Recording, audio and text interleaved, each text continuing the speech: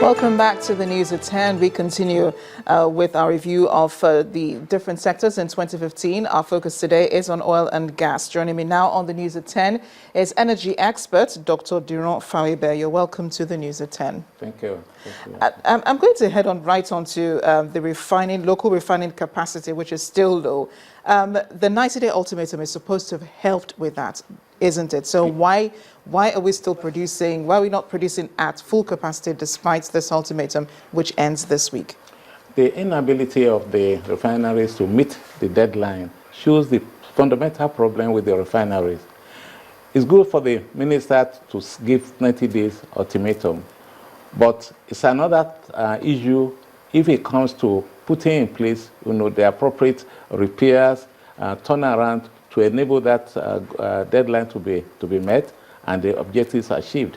A few weeks after the deadline was given, there was some improvement in the operation of the refineries, but you need to be able to sustain this over a period of time.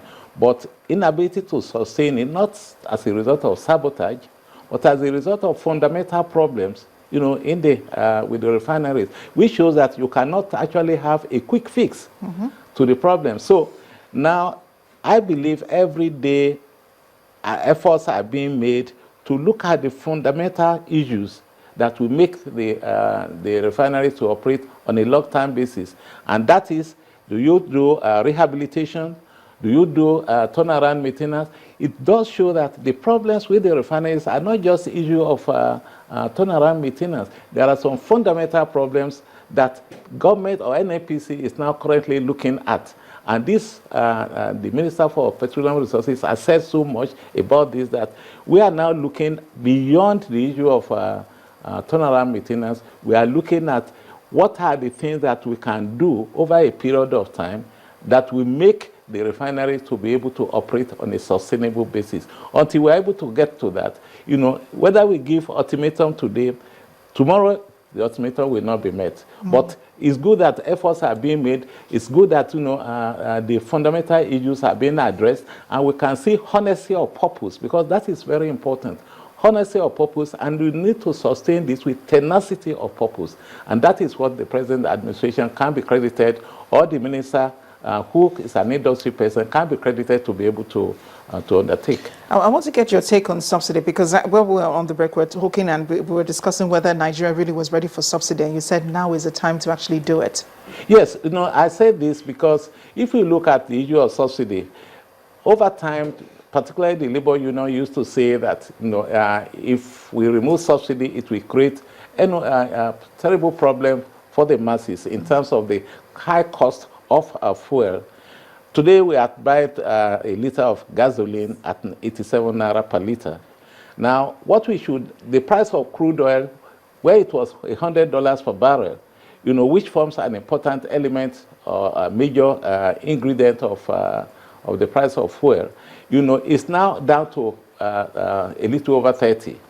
Now, can you actually say, in all honesty, that the same cost element in the price of a liter of fuel is the same when it was $100 per barrel, which in effect means that the price element, the crude oil price element in the price of a liter of fuel should be drastically reduced, which in effect means that if government wants to actually remove subsidy and you don't want to pay much more, then you can now calculate to see that the price of oil should be approximate the imported price of fuel if there is sanity, in the whole process. So if government has the political courage, and that is very important, has the political courage and can damp the consequences of the labor union that has hijacked the process of this deregulation, then government can say, yes, we are going to do it. Now, the key thing is this. I've not seen any robust analysis by the labor union to measure, not just say, to measure the impact of the removal of, of subsidy on the masses. That is not to say that if government is going to remove subsidy, there won't be some measures, palliative measures government can put in place. Because incidentally, right now, government is intervening, in tackling some of the problems of the poor. And if government is able to put in place some measures, like for example, transportation.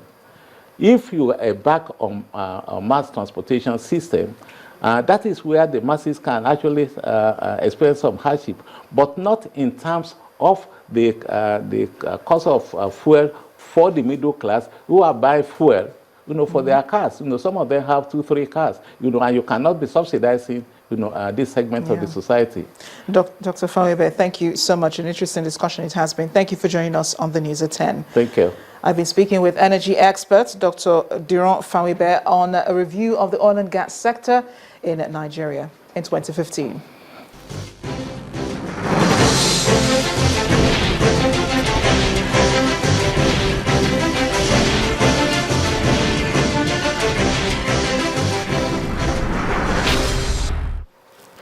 In other news, it's been a busy day for the Lagos State Governor, Akinwumi Ambode, who commissioned different road projects and also inspected some vacant locations. He also went on an assessment tour of areas massively abused, especially along the Third Mainland Bridge. He says some of these areas will be given a facelift and will be used for recreational activities and tourism. The inspection of projects began from the Ebutemeta axis of the Third Mainland Bridge. The governor, Akinwumi Ambode, is accompanied on the tour by some members of the State Executive Council. In the course of the inspection, 2 major roads are commissioned, the Ipaja Ayobo and the Ikotun Ejibo roads. We are going to put street lights from Ikotun up to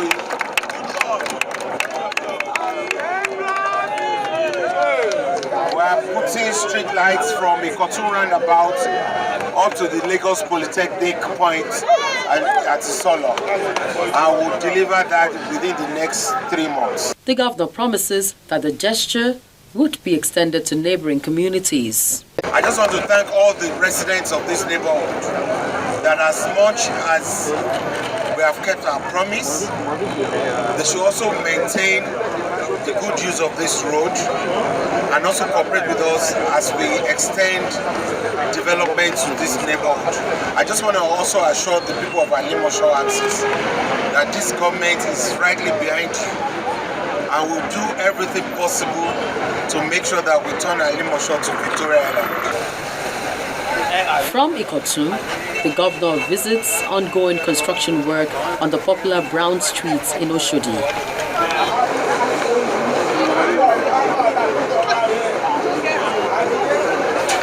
Governor Ambode says his administration is committed to reforming the rural areas by ensuring that the necessary infrastructure are delivered to make life comfortable.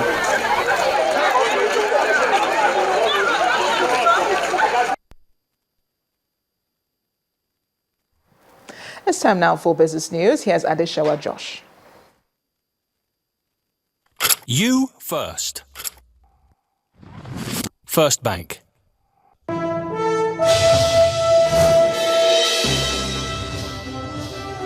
evening. Welcome to Business News. I am Adeshawa Josh. Power distribution companies will no longer charge their customers the controversial monthly fixed charges, but electricity charges will henceforth be pay as you consume.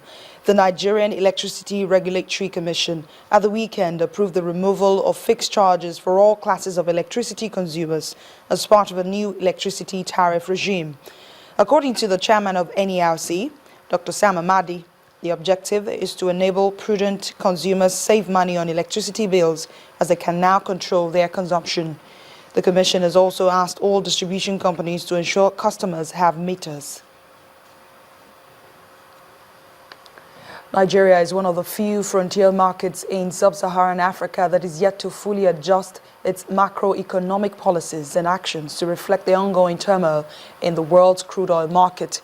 And speaking on Channels Television's Business Incorporated program today, Alan Cameron, the chief economist of London-based Exotics Partners, says it is not enough for Nigeria to clamp down on corruption, but the country must also articulate its policies for sustainable economic performance. The Securities and Exchange Commission has announced that 580 complainants will be the first set of investors to benefit from the National Investor Protection Fund inaugurated by the Commission last month.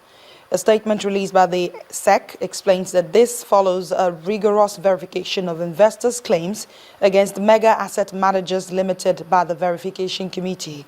The Commission has asked the 580 complainants to contact its Lagos and Onitsha zonal offices with proof of identification, account details, and bank verification number before December the 23rd this year. And now Bolaji Akinwale joins us now with the day's closing figures from the Nigerian Stock Exchange.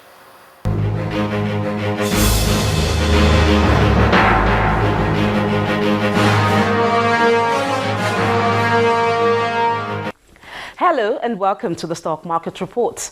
The Nigerian equities market got off to a good start as key indicators resumed the week in positive territory. The key broad index climbed by 0.72% to close at 26,728.64, while the market's capitalization was at 9.18 trillion naira. Dangote Cement led the day's price gainers with 1.36%. Guaranteed Trust Bank was next with 4.99%, while ETI appreciated by 4.37%. On the flip side, Nestle was the heaviest loser with 1.25%. Mobil declined by 4.64%, and Flour Mill shared 5%. Monday's top volume drivers include UBA, Guaranteed Trust Bank, and FBN Holdings. When the stocks crossed the finish lines, investors had exchanged 195.98 million shares, valued at 2.39 billion naira in 2,387 deals. That's it on the Stock Market Report. I am Bolaji Akinwale. Thanks a lot, Balaji. And that's Business News Tonight. The News at 10 continues in a moment.